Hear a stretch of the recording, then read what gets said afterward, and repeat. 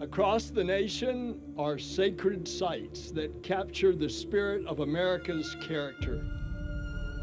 And one of those places is right here, the Kennedy Space Center.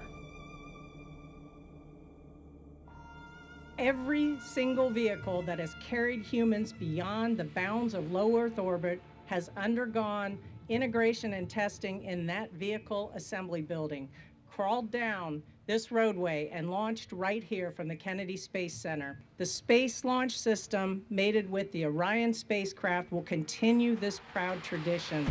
As soon as we roll out of the vehicle assembly building, High Bay 3, and the world gets a chance to see this rocket, I think it is going to be shocking.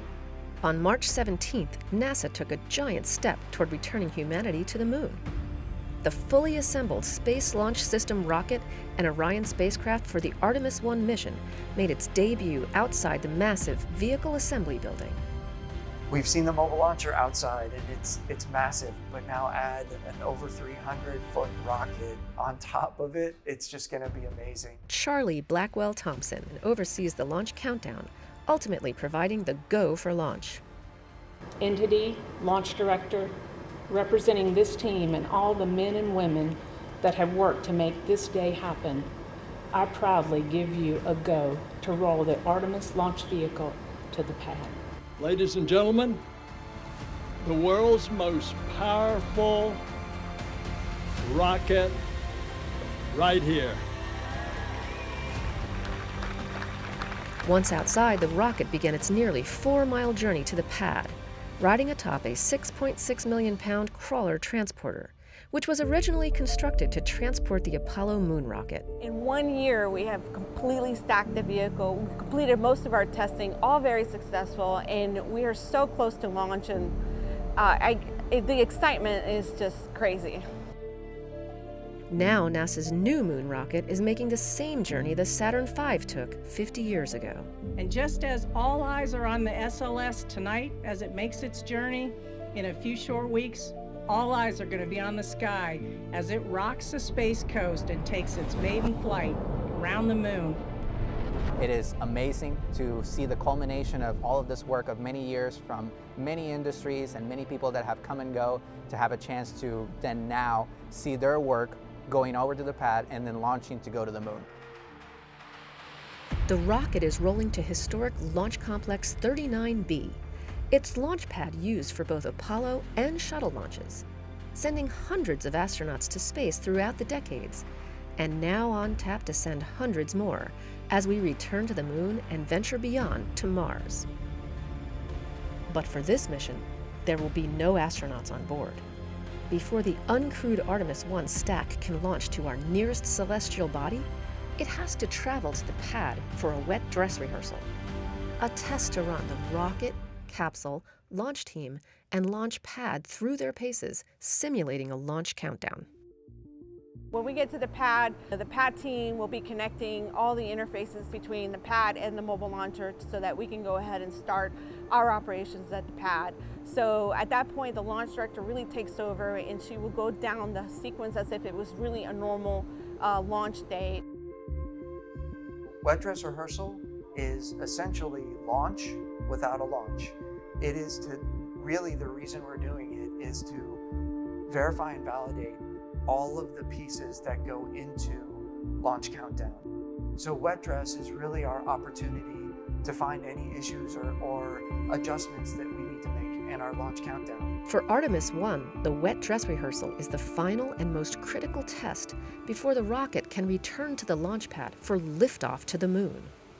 During the countdown, over 730,000 gallons of supercooled liquid propellants will be loaded into the rocket as part of the nearly 2-day launch countdown. We will configure all of the ground systems exactly the way we would for launch, and we will fully load the core stage and the interim cryopropulsion stage with their liquid fuels. That'll be the first time that that's been done from here at Kennedy Space Center. There have been pieces of these things done in multiple different areas.